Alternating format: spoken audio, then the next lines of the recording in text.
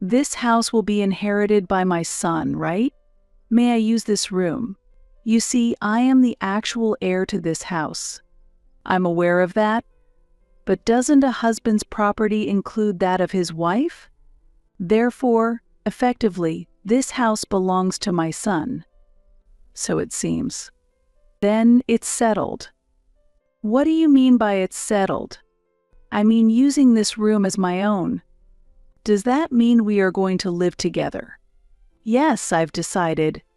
It's such a waste to have so many empty rooms in a big house like this. Now you won't have to take care of your husband alone. My mother-in-law, who came to my mother's funeral, suddenly declared she would live with us in our family home and smiled contentedly. My mother had just passed away, and I couldn't understand what she was saying. Didn't she realize my sorrow? I didn't need to hear jokes at such a time. This house was built by my respected father and was the home my beloved mother lived in. I didn't want my unreasonable mother-in-law to live here. My husband, who overlooked this, was also a problem. I decided to move out before the house could be tainted. I am a 42-year-old office worker who had given up on marriage after missing my chance and was still single at 40. However, through a friend's recommendation, I met Tony, my current husband, and we got married. I am older. Tony is 4 years younger. Tony always respected my opinions. He was a warm person. Where should we go for our honeymoon? I heard you want to go to Europe, Tony. But you said the Maldives would be nice. So let's decide on the Maldives. Or like the following. My mom wants to live together. My dad's legs are not in good shape, and my mother can't support him alone. I understand your mother's hardship, but we decided not to live together before we got married, right? Right. Understood. I'll let her know, because he always prioritized my wishes. Sometimes I felt sorry. I was happy to have met such a wonderful person, but unfortunately, there was one regret. My father passed away 3 years before my marriage, so he couldn't see me married and be reassured. My father was a company executive and a strict man, but I respected his strictness. Although he was an executive, the company he worked for was a rather small and medium-sized enterprise. Yet, it brought in enough income to support our household, and our family home was sufficiently large to hold a funeral. After starting to work, I came to appreciate the harshness of a profession and respected my father even more. Then, 2 years after getting married, my mother also passed away. Mom too? Are you okay? You can rest outside for a bit? During my mother's funeral, my husband constantly considered my feelings. I was truly happy to be married to such a wonderful husband. Then Helen, my mother-in-law, came. I truly sympathize with your loss during these difficult times. Thank you. We weren't living with my mother-in-law, and we had little contact before, maintaining a distance. However, through my mother's funeral, my mother-in-law's true character became apparent. After the funeral, my mother-in-law approached me. It wasn't strange for her to come over, but she was smiling for some reason. Thank you for your help during the funeral. Everything went smoothly, and I am grateful. Now that the funeral is over, we can dispense with such formalities, right? For the first time, I thought my mother-in-law was showing kindness by telling me there was no need to put on a brave face. However, her true intentions soon became clear. Your family lives in such a lovely house. Wait a minute, please. My mother-in-law proceeded into the house without permission. Helen, please refrain from entering here. There are places that are still being tidied up. This house will be inherited by my son, right? May I use this room? You see, I am the actual heir to this house. I'm aware of that. But doesn't a husband's property include that of his wife? Therefore, effectively, this house belongs to my son. So it seems. Then it's settled. What do you mean by it's settled? I mean using this room as my own. Does that mean we are going to live together? Yes, I've decided. It's such a waste to have so many empty rooms in a big house like this. Now you won't have to take care of your husband alone. At my mother's funeral, my mother-in-law suddenly declared that she would live with us in our family home, smiling contentedly. My mother had just passed away, and I couldn't understand what she was saying. Didn't she realize my sorrow? I didn't need to hear jokes at such a time. This house was built by my respected father and was the home my beloved mother lived in. I didn't want my unreasonable mother-in-law to live here. Gradually, anger towards her began to well up inside me. Just after my mother's funeral had ended. It's no time for jokes. At that moment, my husband joined the conversation. "Mom, what are you saying? This isn't the place to have such a discussion. What's there to be so angry about? Enough. Please leave now." Tony finally made my mother-in-law leave the house. "I'm sorry. My mom was rude." "It's okay. You did well to scold her?" At that moment, I really felt that Tony was reliable. However, it later became clear that the real reason Tony was angry with my mother-in-law was slightly different from what I thought. 10 days after my mother's funeral, as my emotions and the chaos of the procedures had settled a bit, we had a discussion about the family home. During this time, Tony made an unexpected suggestion. "This apartment is small. Maybe we should move back to the family home soon. Yeah, we'll probably accumulate more stuff, and it would feel even smaller if we had children. The family home is better than this cramped apartment. Then, let's prepare to move. And, while we are moving, I have something to consult with you." "What is it?" "The family home is large and will have many empty rooms. And since my dad's legs are bad, I've been thinking about living together." "Wait, does that mean we are going to live together?" Tony was a kind person, but I recently realized that, although it seems like he always respected my opinion, he might just be agreeing with everything. Tony frequently brought up living together because his mother had asked him to convince me, and he always agreed to fulfill her wishes. Despite knowing that I refused to live together, he continued to propose it because he couldn't say no to his mother, clearly prioritizing her. We always said we would not live together with our parents, right? But my mom has asked several times to live together. At the funeral, you scolded her and showed opposition to living together, didn't you? True, I was angry that she went into the back of the house without permission, but I'm not completely opposed to living together. I just thought it wasn't the right moment to make such an important decision. This was the deciding factor. Tony just nods and passes on my opinion, but in reality it seems he was siding with his mother. Moreover, he said we should have a proper discussion, but he kept his distance and avoided a decisive stance. Perhaps he was doing this unconsciously, thinking he was staying neutral. This type of person believes in their neutrality and correct judgment, making them very difficult to deal with. Absolutely not. I've always been against living with someone who barged into the house on the day of the funeral and wanted to live in one of the rooms. Please tell that to your mother. What's bothering you so much? All right, I'll talk to her. I would prefer to avoid living with my in-laws as much as possible, but I was aware that living together might be a possibility depending on the situation when I got married. However, seeing my mother-in-law's behavior at the funeral, could I really live with her in the precious home that my father built and where my mother lived?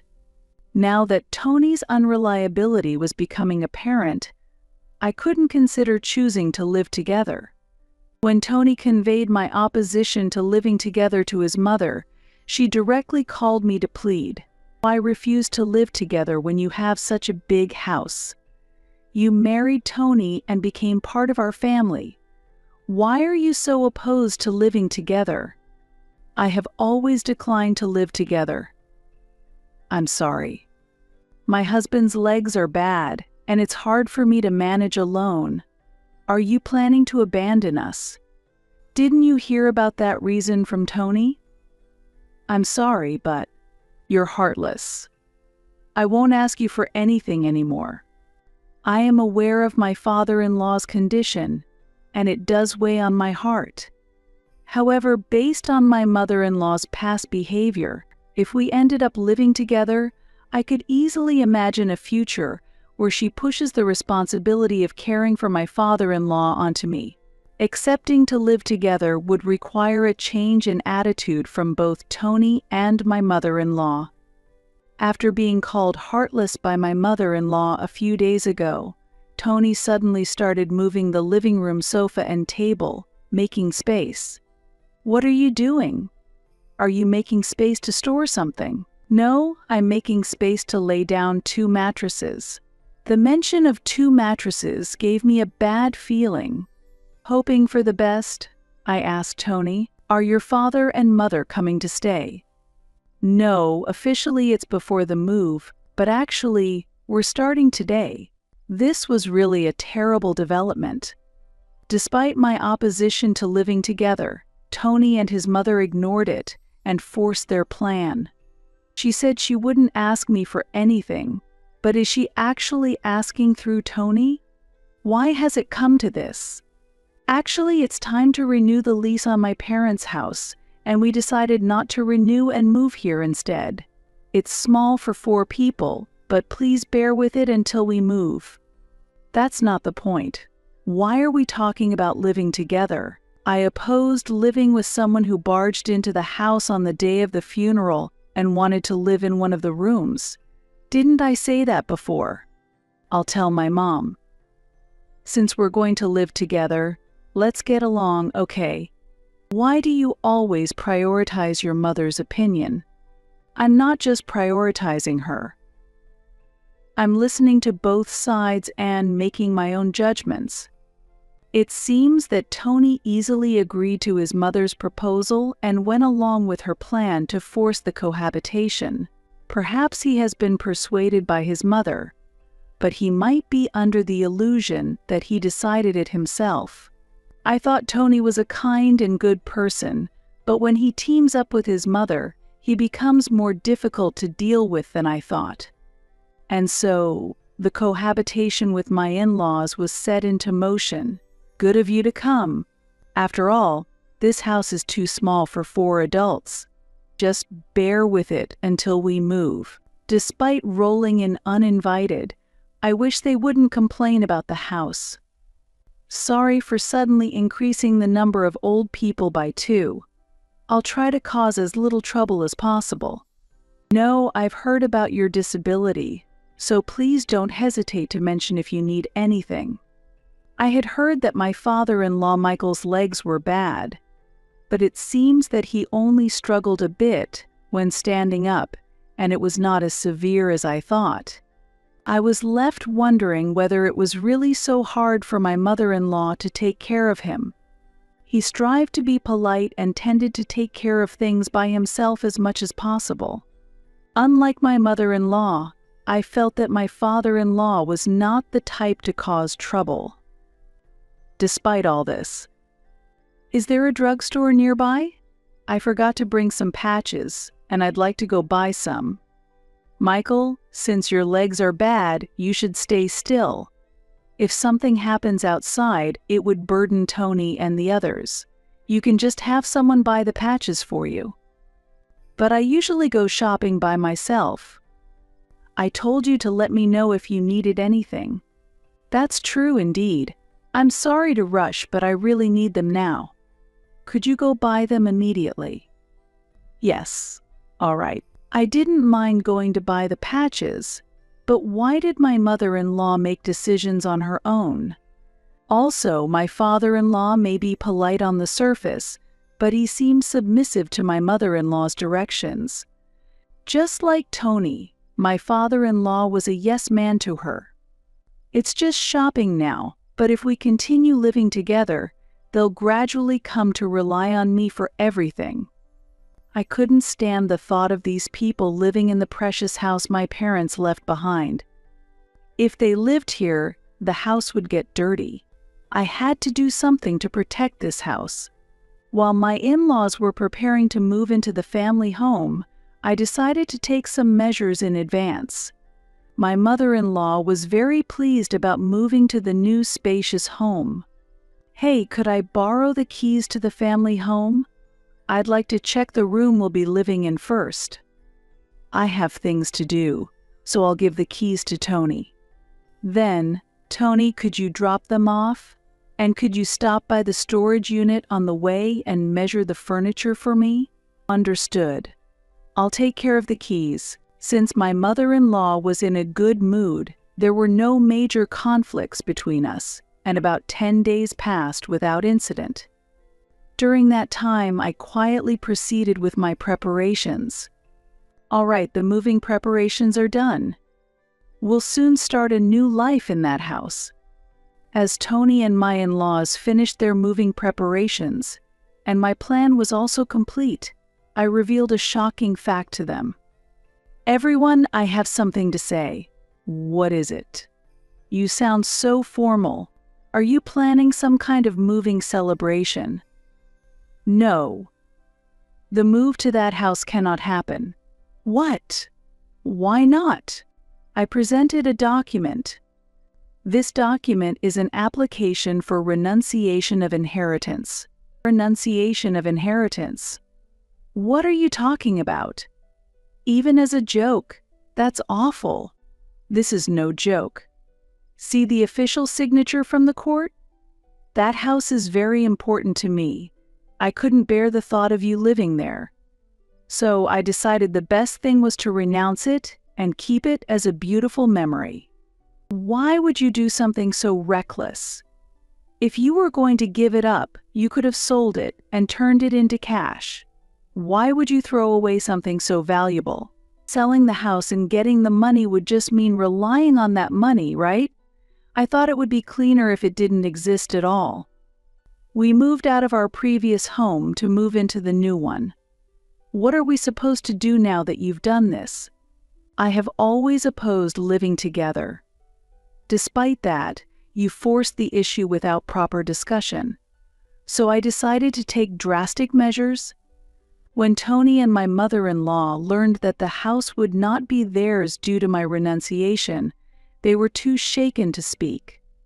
My father-in-law looked at their reactions and was at a loss. But I was not done attacking. "And Tony, I'm considering divorce. What do you think?" "What? Divorce, Tony. You should divorce such an irresponsible wife immediately." I had anticipated that my mother-in-law would demand a divorce swiftly. I brought up the divorce proposal to see if Tony could make a decision on his own in this situation. If Tony consulted his mother at this point, it would be impossible for us to continue living together. I'm confused being asked about divorce so suddenly. What should I do, Mom? Tony had not yet made a decision, but my resolve for divorce was firm. You have no choice but to divorce immediately. There's no other way, Tony. It can't be helped. Mom says so too. I see. Since you also want to divorce, that must be the best option. The pattern was clear. Both Tony and my father-in-law always followed my mother-in-law's wishes. Moreover, Tony acted as though he was making compromises for me. Let's proceed with the divorce then. I will pack my things and leave today. With only the essentials, I stayed at a hotel that night. The next day, I took a half-day off to take care of important matters and headed to the court. A few days later, My mother-in-law called. "What are you thinking? How come that house is yours now?" "What are you talking about suddenly?" "Ah, you researched the property division?" "Yes, I own that house." "You falsified documents to deceive me." "It's impossible to falsify documents submitted to a court. What I showed you was authentic. But why do you own the house that you were supposed to have renounced?" "Well, I withdrew the renunciation application." It's challenging to withdraw a renunciation once declared, but it takes time for such a statement to be formally accepted. Within that period, it's always possible to withdraw. What I showed my mother-in-law was not an accepted document, but one that was still in the application stage. I pretended to renounce the house and hinted at divorce to gauge Tony and my mother-in-law's reactions and decide my next steps. I didn't expect much from my mother-in-law, but I had hoped Tony would say he didn't want a divorce on his own. If Tony had refused the divorce, I would have reconsidered the idea and explained the truth about the house later. "So the house really is yours now?" "Then, since it was acquired before the divorce, it's subject to property division, right? In this case, we'd split the sales profits, wouldn't we?" My mother-in-law was trying to get as much as possible from me, but I've already considered this point. If we had purchased that house, it would be considered marital property. However, as it was inherited, it remains my separate property, and unfortunately, separate property isn't included in the division of assets. Didn't you consult a lawyer when you found out the house was mine? While mortgage payments or renovation expenses might make it a part of the divisible assets, that isn't the case here, is it? How much of the asset division will Tony receive? Since we haven't been married long, there's hardly anything.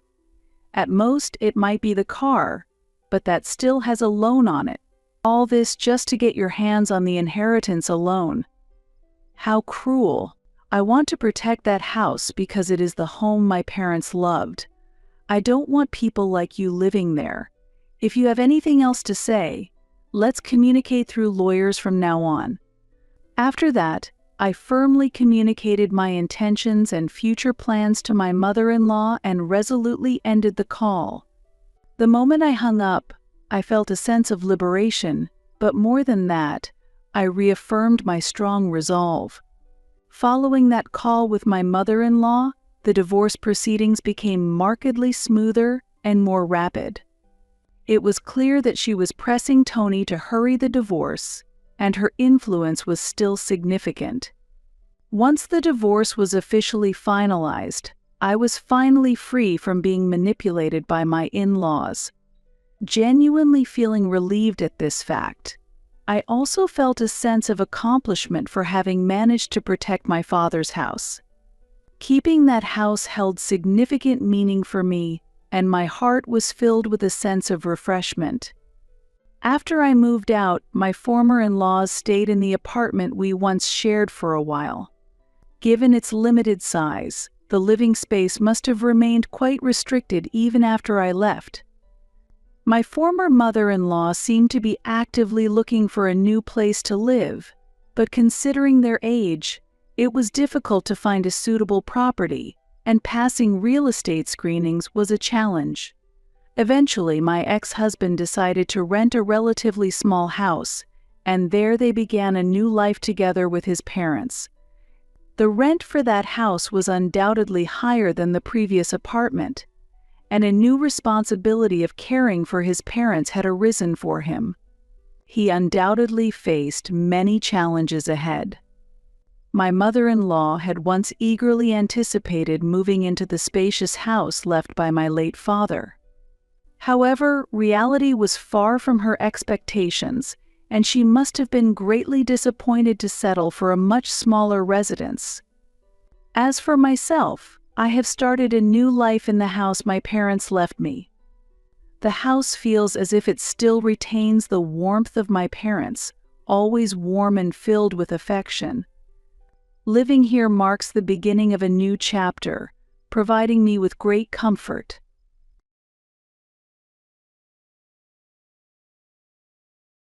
I was speechless with shock upon my husband's sudden revelation that he had demolished the house I grew up in.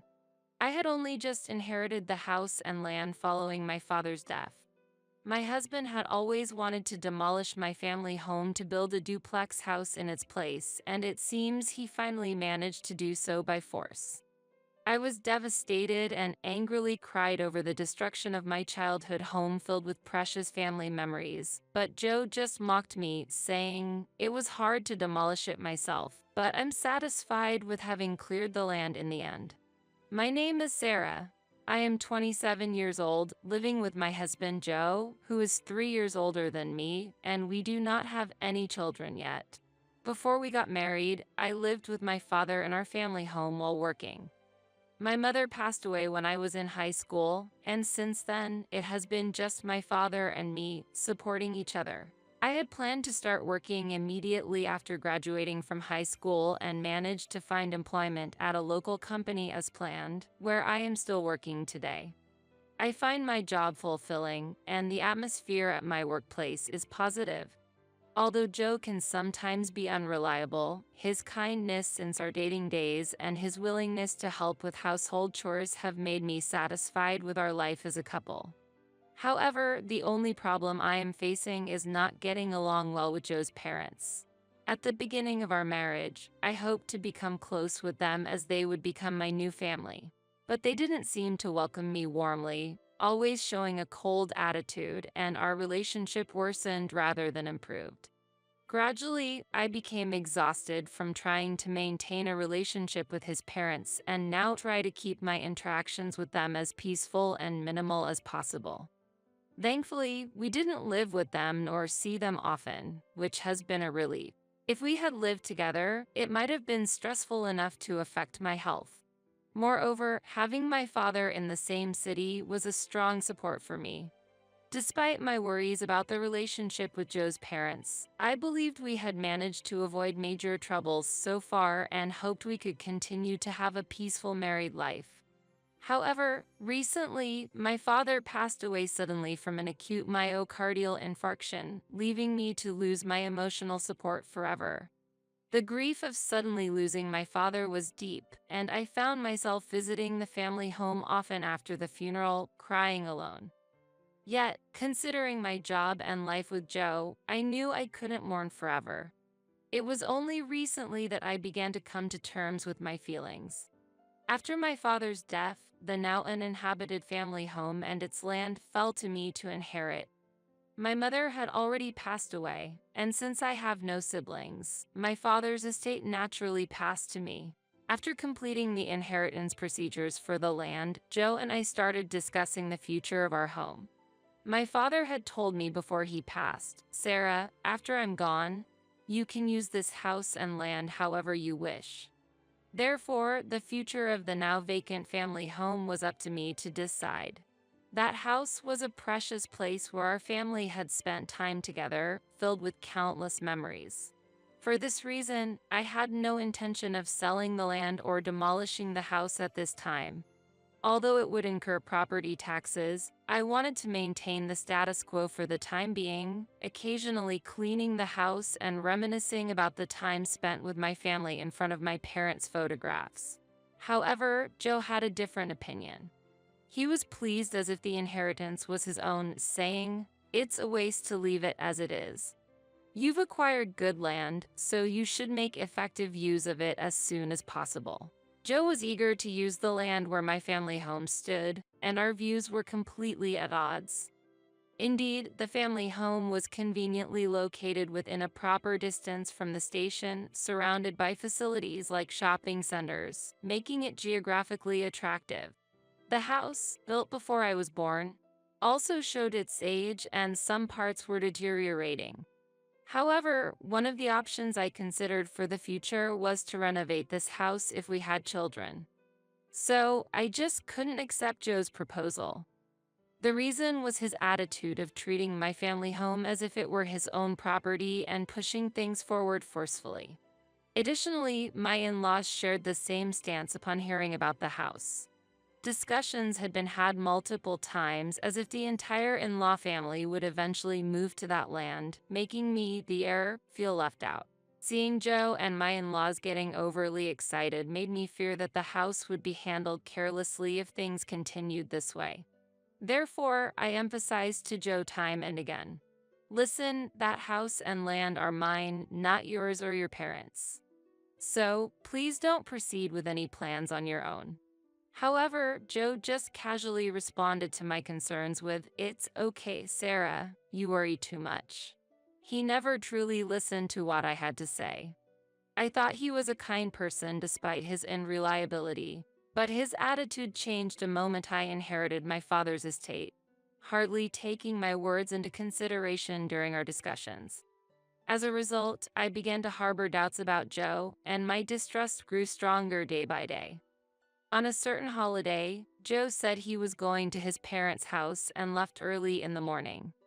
I was caught up with household chores that had been neglected during the weekdays. However, less than an hour after he left, Joe returned with his parents in tow, and I had to abruptly stop my chores to welcome them. While they might be ideal parents for Joe, interacting with my in-laws was still challenging for me, given the issues with my family home. Father or mother, what brings you here today?" I asked, filled with anxiety since there had never been a visit from them without prior explanation from Joe. "We thought it's about time to make a decision about the future of your family home. That's why I called Mom and Dad over," Joe replied with a smile, confirming my worst fears and making my heart heavy. "What do you mean by make a decision?" "I've always told you that I wish to keep things as they are," I stated clearly, only for Joe to immediately counter, "I've told you it's a waste. That's why I want to demolish your house and build a new duplex house there so we can live with Mom and Dad." "What?" I couldn't hide my shock at his sudden proposal, but quickly voiced my opposition. "What are you talking about? I absolutely cannot agree with that. I've told you before not to proceed with any plans without my consent." No matter how much I resisted, Joe and his parents just looked at me with surprise. Then the father-in-law, with a sigh of exasperation, said, "Leaving such a wonderful piece of land unused is a waste. You should seriously consider what Joe is saying. A wife should obey her husband." I didn't have the courage to point out that Joe had never seriously considered my opinions. His parents loved him deeply, and it was natural for them to side with their son. Their unconditional support for him was a testament to their deep affection. Moreover, the father-in-law in particular held on to outdated values, believing firmly that a woman should obey a man. In his view, the hierarchy within the family was clear and the wife was expected to follow her husband's instructions. Thus, if I expressed opposition to Joe's proposals or demands, I was inevitably faced with harsh reprimands. To him, how a daughter-in-law could speak in such a manner was unthinkable. My mother-in-law, choosing her words more carefully, said, "Sarah, we're getting older and we might need care in the future. Considering our future lives, living under the same roof as Joe and you would be ideal. That way, we can have peace of mind knowing you're close by." However, behind her calm expression, I sensed an expectation for me to take on the household chores and daily tasks that come with living together. At that moment, with her husband present, she maintained her facade, smiling gracefully as she played the role of the ideal wife. But I knew from experience that whenever he was not around, her attitude towards me would change dramatically, becoming sarcastic, and the kindness she showed then would disappear. When alone with my mother-in-law during visits to their home, she would often make unnecessary comments like, "Haven't you had children yet?" Or, "I want to see my grandchildren soon," and try to dump household chores on me, citing her age as a reason for being unable to move around easily. If I ever refused, she would persistently criticize me, saying, "Respecting your elders is the most basic principle. Can't you even follow that simple rule? What kind of environment did you grow up in?" Because of the constant unpleasant behavior from my in-laws, the thought of living under the same roof with them was unbearable. That house is a place filled with precious memories of living with my parents for many years. So, I have no intention of demolishing it. Please leave it as it is for now. I repeatedly pleaded, with no intention of changing my mind. Yet, Joe and his parents showed no signs of giving up easily. Such a stubborn daughter-in-law. Considering the future, we should build a duplex house to live together. Your parents are no longer in this world, so you should dedicate yourself to us now, my mother-in-law said, dismissively regarding my parents with her words. I managed to compose my expression despite almost frowning at that statement. Ultimately, that day ended with both parties merely asserting their opinions, leading to no substantial dialogue, and my in-laws left somewhat disgruntled. From then on, Joe and I continued to have disagreements about my family home and its land. The current house is too small, and considering the possibility of having children in the future, wouldn't it be better to build a bigger house? Joe consistently insisted on building a duplex house, refusing to budge from his position. Behind his argument, it was clear that he was using the prospect of children as an excuse, when in reality, he wanted to live comfortably in a spacious house with his parents. While I could understand the desire to live with one's biological parents from a future perspective, I never gave a positive response to it. I was convinced that living together with my in-laws would inevitably lead to more troubles. Therefore, aside from the demolition of my family home, I strongly opposed the duplex house idea every time it came up. As a result, Joe would always become irritable. Over time, our marital relationship gradually deteriorated, passing without any meaningful discussions. Even amidst such circumstances, I made time to visit my childhood home, cleaning and spending time in memory of my parents. However, as work became busier, I couldn't visit it for about a month. Consequently, I decided to move my parents' portraits to our current residence. I hadn't mentioned moving the portraits to Joe. Recently, our conversations had quickly turned into arguments, so I decided to keep this matter to myself. However, this decision would later prove to be the right move for me. After a busy period at work ended, I was looking forward to relaxing the following weekend. I was expecting a peaceful break, but that morning, my in-laws appeared at our house without any notice. It had been a while since we last saw each other, the previous occasion being when we argued about my family home. This visit was also unexpected, with no prior notice from Joe or his parents. Strangely, my parents-in-law were in a very good mood, looking at me happily alongside Joe. "Today, we have something important to tell you, Sarah," said my mother-in-law with a smile. I had a feeling that this news wouldn't be good for me. "What is it?" I asked. Joe stood in front of me and calmly announced, "I've already demolished your family home." I was speechless with shock at that moment. The statement seemed like a bad joke, but seeing Joe and my in-laws smiling smugly forced me to accept the harsh reality. "Why would you do such a thing?" I demanded, but Joe continued to laugh off my question with a calm demeanor, as if mocking me. Astonishingly, Joe had demolished my family home without my knowledge or permission during the month when I was too busy with work to visit. It seemed he had taken advantage of my absence.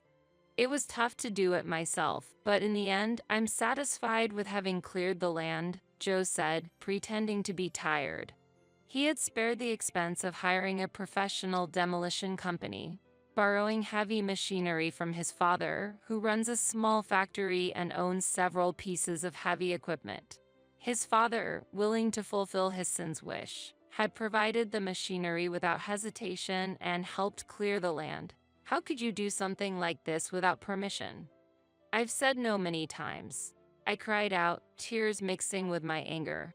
My childhood home was filled with irreplaceable memories, including my parents' mementos and family photos from my childhood. The only thing unharmed was my parents' portraits that I had brought home. The reality that everything else was removed along with the rubble was like a nightmare. How could you do something so terrible? I will never forgive you. I had reached my breaking point.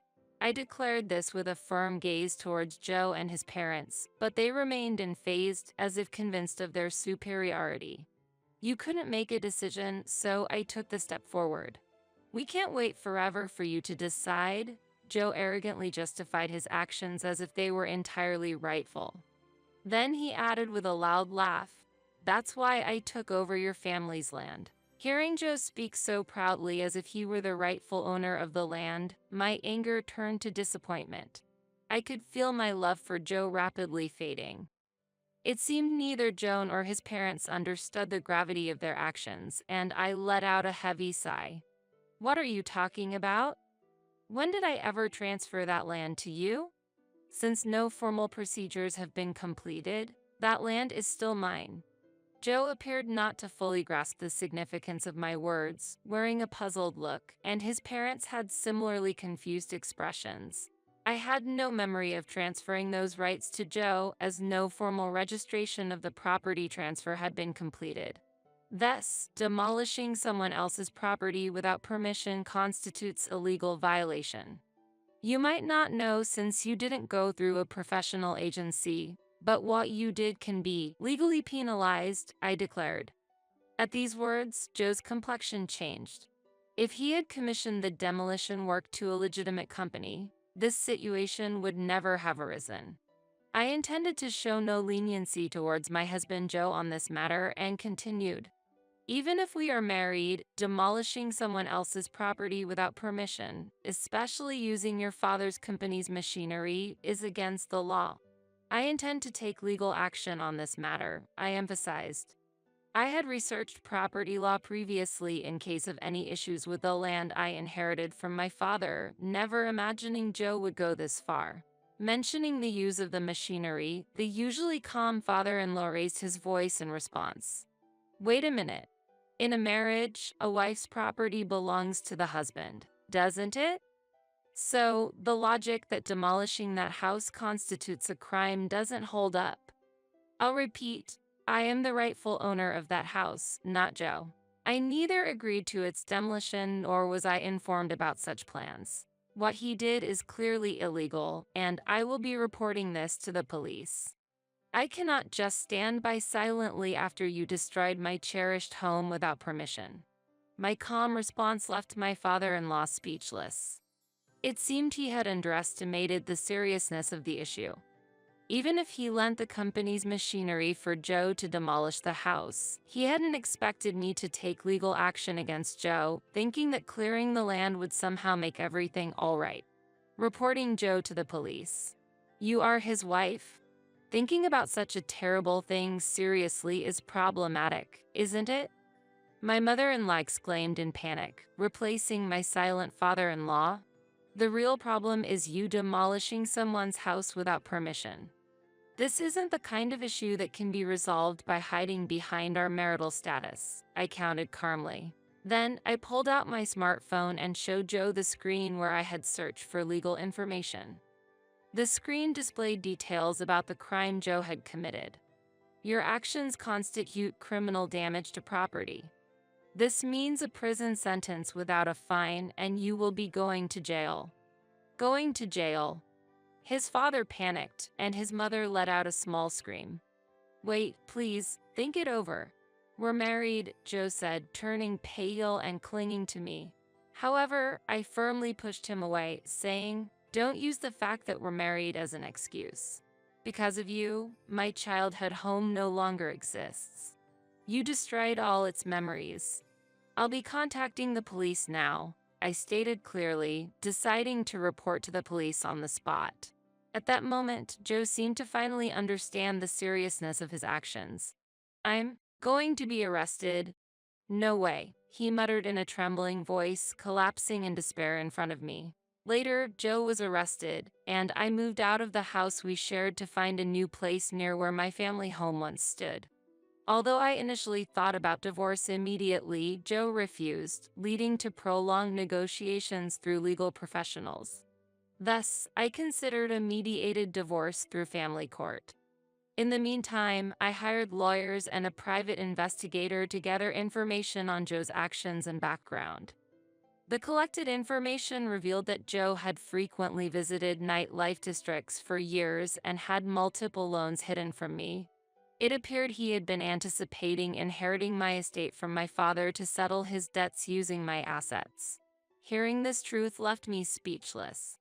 Furthermore, Joe had discussed this debt issue with his parents, and unbelievably, they had become guarantors out of love for their son. After Joe's arrest, the repayment of the debt began to falter, and my in-laws were chased to fill the gap. Out of the blue, I received a desperate call from my mother-in-law. "Sarah, please help," she pleaded over the phone. When I asked why, she directly sought financial assistance. The pressure to repay Joe's debts had increased, and they were struggling to make ends meet. "Sarah, you have the inheritance left by your father, right? Could you possibly share some of that money with us?" was her audacious request. I couldn't bring myself to seriously consider such an unreasonable request and coldly refused, saying that's impossible.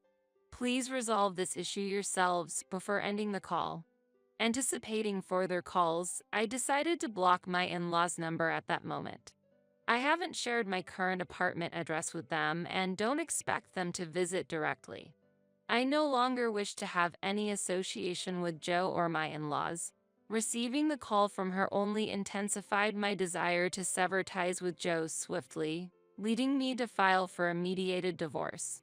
As a result, the mediation was successful, and we were officially divorced.